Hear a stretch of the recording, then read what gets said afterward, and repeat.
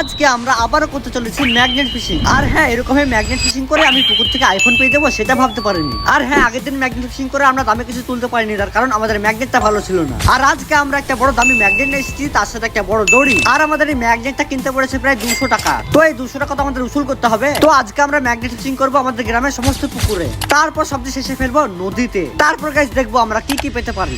তো সবার প্রথমে ম্যাগনেট ফিশিং করবো আমাদের এই পাশের পুকুরে। আর হ্যাঁ, এরকম জলে ম্যাগনেট ফেলে অনেকজনের অনেক রকম জিনিস পেয়েছে, যেমন আইফোন, চেন, কয়েন, বোমা, সাইকেল, আরো অনেক কিছু পেয়েছে। আর হ্যাঁ, সেগুলো তারা বেচে রাতারাতি বড়লোক হয়ে গিয়েছে। বলাও তো যায় না আমিও রাতারাতি বড়লোক হয়ে যেতে পারি। চলো তার আগে আমরা এই পুকুরের মধ্যে ম্যাগনেটটা ফেলে দেখি, তারপর দেখা যাক গাইস আমরা কি দামি জিনিস পেতে পারি। তো আমি বুকে হাজারো আশা নিয়ে ফেলেছিলাম ম্যাগনেটটা পুকুরের মধ্যে। চলো গাইস দেখা যাক কি দামি জিনিস পেতে পারি।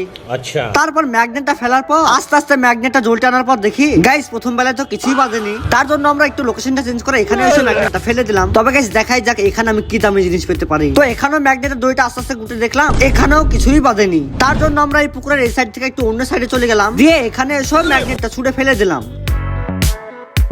তবে এখানে ম্যাগনেটের দড়িটা গুটে দেখি ম্যাগনেটের দামে কিছু আটকানো বাদ দিয়ে জঙ্গল উঠেছে ভাই। শোনা মনে ওঠা বাদে ভাই জঙ্গল উঠেছে। তো তারপর আমরা আবার লোকেশন চেঞ্জ করে পুকুরের অন্য সাইডে চলে গেলাম, দিয়ে এখানে এসে ম্যাগনেটটা ছুঁড়ে ফেলে দিলাম। তারপর ধীরে ধীরে ম্যাগনেটের দড়িটা গুটাচ্ছিলাম, মনে হচ্ছে দামে কিছু লেগেছে এবার। তো ম্যাগনেটটা তুলে তো পুরো আমি অবাক, কারণ গাইস ম্যাগনেটের মধ্যে একটা বড় পেরেক আটকেছে ভাই। একটা পেরেক পেয়ে তো একদম আমি মোটিভেট হয়ে গেলাম। তার জন্য ম্যাগনেটটা আবার ছুঁড়ে ফেলে দিলাম পুকুরের মধ্যে, কিন্তু কিছুই বাজলো না। তো এরকম ম্যাগনেটটা আমি অনেকবার ফেলেছিলাম পুকুরের মধ্যে, কিন্তু কিছুই বাজছিল না। তো এই পুকুরের মধ্যে ম্যাগনেট ফিশিং করার পর সেরকম কিছুই পাইনি। তো এখানে বেকার সময় নষ্ট করে লাভ নেই। তো চলো গাইস এবার দ্বিতীয় নম্বর পুকুরে যাওয়া যাক। তো চলো গাইস আমরা দ্বিতীয় নম্বর পুকুরে চলে এসেছি।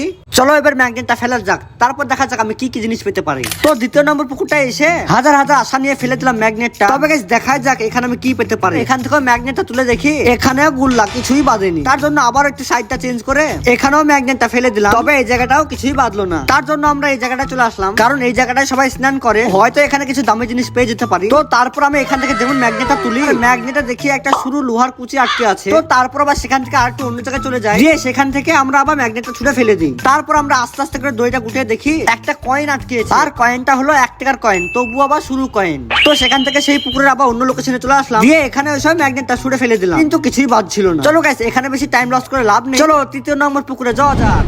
গাইস এবার চলে এসেছি আমাদের গ্রামের সব থেকে বড় পুকুরে। আর হ্যাঁ, এই পুকুরটা যত ভালো তত খতরনাক, কারণ এই পুকুরটায় অনেক জনারই দামি দামি জিনিস হারিয়ে গিয়েছে। তো চলো দেখা যাক এই বড় পুকুরে আমরা কি কি দামি জিনিস পেতে পারি। তো পুকুরটা তো এমনিতে অনেকটাই বড় ছিল, তাই আমিও বড় আশা নিয়ে পুকুরের মধ্যে ফেলে দিলাম ম্যাগনেটটা। তবে ম্যাগনেটটা তুলে দেখি ম্যাগনেটে কিছুই বাঁধেনি, একদম গুল্লা। আমার কপালটাই খারাপ, এত বড় পুকুরে কিছুই পেলাম না। তো আমরা কিছু না পেলেও হার মানছিলাম না, আজকে কিছু না কিছু বাড়ি নিয়ে যাবো বলেই জঙ্গল টঙ্গল কিছুই মানছিলাম না। এমন জায়গায় যে দাঁড়াচ্ছিলাম যেখানে সাপের আড্ডা, তবুও হাল যখন ধরেছি তখন কিছু না কিছু নিয়ে যাবো, সেই আশা নিয়ে আবারও ম্যাগনেটটা ফেলে দিলাম। তবে ম্যাগনেটটা তুলে দেখি এখানেও কিছুই বাজেনি। আমার কপালটা এতই খারাপ। তারপর আবার জঙ্গলের ভিতর দিয়ে আস্তে আস্তে করে হেঁটে গিয়ে এই জায়গাটা এসে এখানেও ম্যাগনেটটা ছুঁড়ে ফেলে দিলাম। তবে গাইস দেখা যাক এবার কি জিনিস পেতে পারি। এখানেও কিছুই পাইনি ভাই। গাইস এই বড় পুকুরটা মনে হচ্ছে নামে বড় পুকুর, এখান থেকে তো আমি কিছুই পাচ্ছি না। চলো এবার দেখা যাক এই জায়গাটায় আমি কি দামি জিনিস পাই। এখানে ম্যাগনেটটা তুলে তো আমি পুরোই অবাক, কারণ ম্যাগনেটের মধ্যে একটা গোল্ডেন কালার কি জানি আটকে গিয়েছে। তো এখানে আবারও অনেকবারই ফেললাম ম্যাগনেট, কিন্তু কিছুই পেলাম না। আপাতত আমরা এখন পেয়েছি একটা শুরু 1 টাকার কয়েল, একটা লোহার কুচি, আর একটা পেরেক, আর একটা গোল্ডেন কালার লোহা। তো এই বড় পুকুরটায় ম্যাগনেট ফিশিং করার পর আমরা গোল্ডেন কালার একটা লোহা পেয়েছি। চলো এবার 4 নম্বর পুকুরে যাওয়া যাক। গাইস এবারে আমরা এমন একটা পুকুরে এসেছি যে পুকুরের চারি সাইডে শুধু বাড়ি আর বাড়ি। পুকুরটাও এমনিতে অনেকটাই ক্যাচড়া। গাইস দেখা যাক আমি এই পুকুর থেকে কি দামি জিনিস পেতে পারি। তো এই পুকুরে তো কিছু না কিছু পেয়ে ছাড়বো। এখানেও প্রথমবার ম্যাগনেটটা ফেলে দিলাম। গাইস দেখা যাক এখানে আমি কি দামি জিনিস পেতে পারি। তারপর ম্যাগনেটটা তুলে দেখি ক্যাচড়া পুকুর বলে কাঁচড়ায় আটকেছে। তারপর আমরা এখানে না পেয়ে আমরা অন্যদিকে যাচ্ছিলাম, আর তখনই দেখলাম একটা বড় সাপ। গাইস সাপটা দেখতে পাচ্ছ কত বড়, আর সাপটা আমাকে দেখে দৌড়ে পালিয়ে যায়। তারপর গাইস আমরা এখানেও এসে ম্যাগনেটটা ফেলে দিলাম, কিন্তু এখানেও কিছুই বাঁধলো না। তারপর আমরা আর একটু ওদিকে যে এখানেও ম্যাগনেটটা ফেলে দিলাম, কিন্তু এখানে যে এত জিনিস পেয়ে যাবো সেটা ভাবতে পারিনি। এখানে ম্যাগনেটটা তুলে দেখি এই জায়গাটায় একটা 1 টাকার কয়েন নিয়ে গেছে এবং একটা পেরে। তো এখানে আবারও ফেলে দিলাম ম্যাগনেটটা, তার কারণ এই জায়গাটায় সবাই স্নান করে, আর এখানে সবার কিছু দামি দামি জিনিস পড়ে যেতেও পারে। তবে গাইস দেখা যাক এবার আমি কি পেতে চলেছি। তবে ম্যাগনেটটা তুলে তো আমি আরো অবাক হয়ে গেলাম, কারণ গাইস এখানে আবারও একটা পেরে আটকেছে। তার জন্য আবারও ম্যাগনেটটা এখানেই ফেলে দিলাম, কিন্তু ওখানে কিছুই বাঁধেনি। তার জন্য আমরা লোকেশনটা চেঞ্জ করে আবার অন্যদিকে চলে আসলাম, দিয়ে এখানে এসে ম্যাগনেটটা ফেলে দিলাম, কিন্তু এদিকে এসে কিছুই বাঁধলো না। গাইস এই পুকুরে সেরকম কিছুই পাওয়া গেল না। তো চলো গাইস এবার নেক্সট পুকুরে যাওয়া যাক। Let's go. গাইস তারপর আমরা বৈকালের দিকে চলে গেছিলাম একটা এমন পুকুর, যে পুকুরটা চারি সাইডে শুধু বাজার আর বাজার। আর হ্যাঁ, এই পুকুরটাও কিন্তু অনেকটাই বড়, আর পুকুরটাও কিন্তু অনেকটাই ক্যাচড়া। গাইস এবার আমরা চলে এসেছি আমাদের গ্রামের বাইরে একটা বাজারের পুকুরে। এই পুকুরটার আশেপাশে অনেকই মানুষ আসা যাওয়া করে, তো এখানে আমি কিছু না কিছু দামি জিনিস পেতে পারি। তো গাইস ট্রাই করা যাক।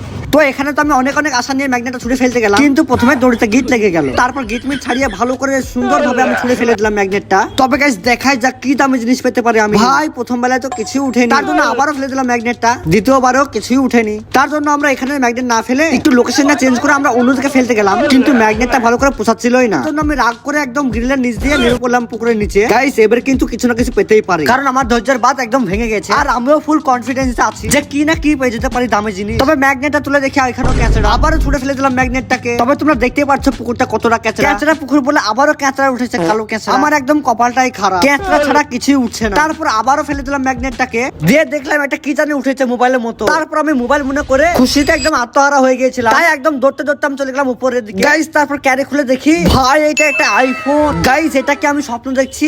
গাইস এরকম ভাবে ম্যাগনেট ফিশিং করে আমি এই পুকুর থেকে আইফোন পেয়ে যাবো, সেটা আমি কখনোই ভাবতে পারিনি। ভাই আমি ভাবতে পারছি না আমি ম্যাগনেট ফিশিং করে পুকুর থেকে এরকম একটা আইফোন 5X পেয়ে যাবো।